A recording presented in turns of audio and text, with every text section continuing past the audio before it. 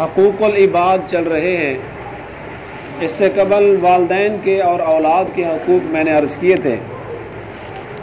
اسلام والدین اور اولاد کے بعد میاں بیوی کے حقوق پر بہت زور دیتا ہے، جسے حقوق الزوجین کہا جاتا ہے، میاں اور بیوی کے حقوق۔ دیکھیں، ہمارا جو معاشرہ ہے اس کی بنیاد گھر پر ہے، اور گھر کا سکون، گھر کا امن وہ ڈیپینڈ کرتا ہے میاں اور بیوی کے خوشگوار تعلقات پر۔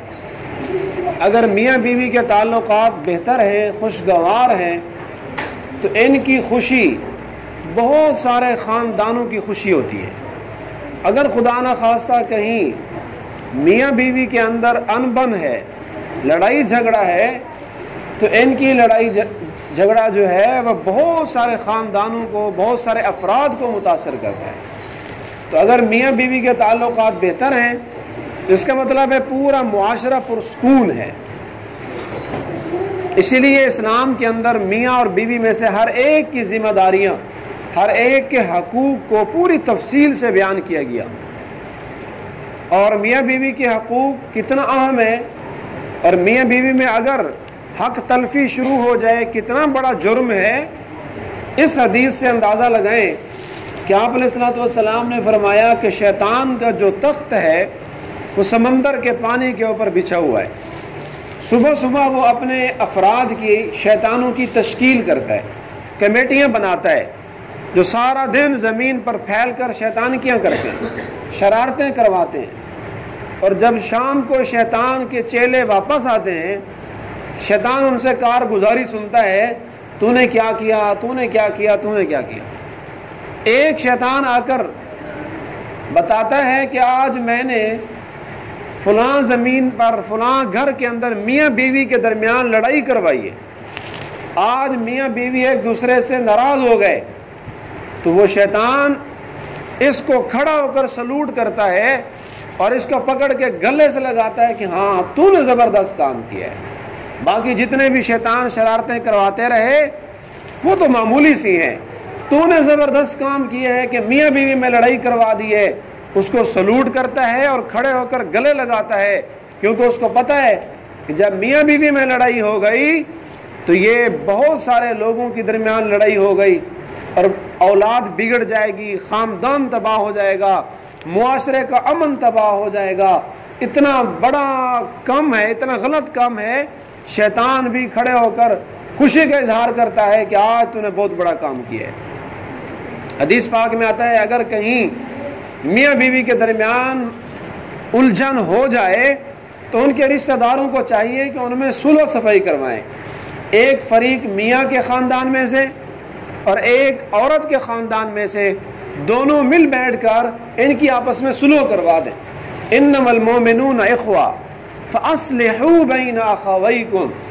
اپنے مسلمان بھائیوں میں اگر لڑائی ہو جائے تو اس لڑائی کو مزید جلتی پر تیل کا کام نہ دکھایا جائے، مزید چنگاریاں لگا کر ان کی لڑائی کو زیادہ بھڑکائیں نہیں، اصلحوا، ان میں صلح کرواؤ۔ اور یاد رکھیے، جو آدمی کہیں صلح کروا رہا ہوتا ہے، صلح کروانا بہت بڑا عمل ہے۔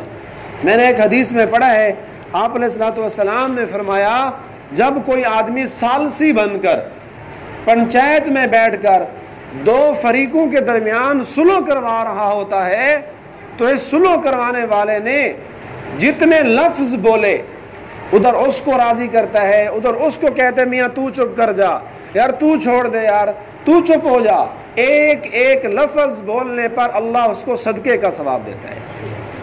اور اس سے بڑھ کر جو میں نے ایک عجب حدیث پڑھی ہے، آپ علیہ الصلوۃ والسلام نے فرمایا جھوٹ بہت بڑا جرم ہے، جھوٹ بولنے والے آدمی پر اللہ کی لعنت ہے، لیکن 3 موقعوں پر جھوٹ بولنے کی بھی اجازت ہے۔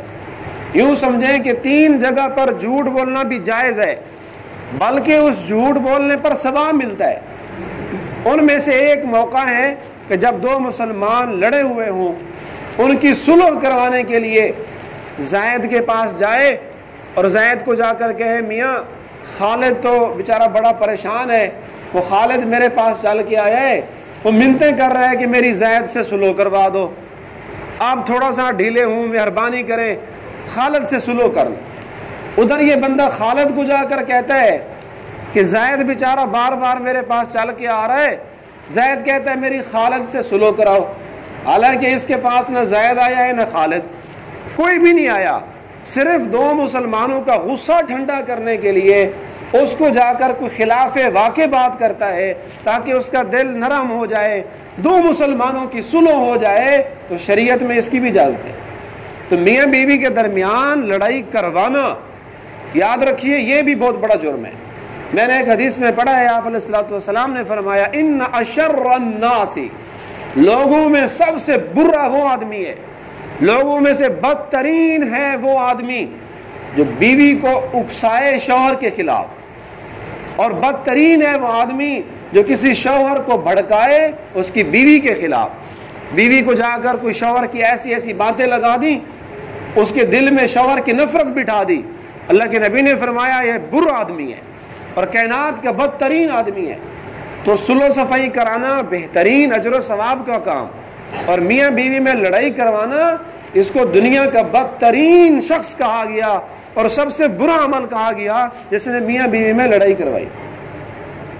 انشاءاللہ پوری تفصیل کے ساتھ کل سے عرض کیے جائیں گے میاں اور بیوی کے حقوق۔ مرد کو اللہ نے ایک درجہ دیا عورتوں پر، الرجال قوامون علی النساء، کہ مرد وہ عورتوں کے اوپر حاکم ہیں، ان کی حیثیت نگران کی ہے۔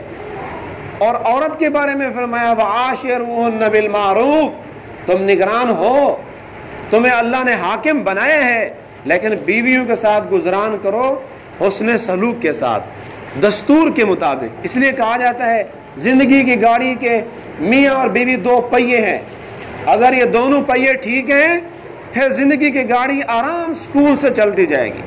اگر ان میں سے کوئی ایک پہیہ خراب ہو گیا، میاں بگڑ گیا یا عورت خراب ہو گئی، پھر زندگی کی گاڑی زیادہ دیر تک نہیں چل سکے گی۔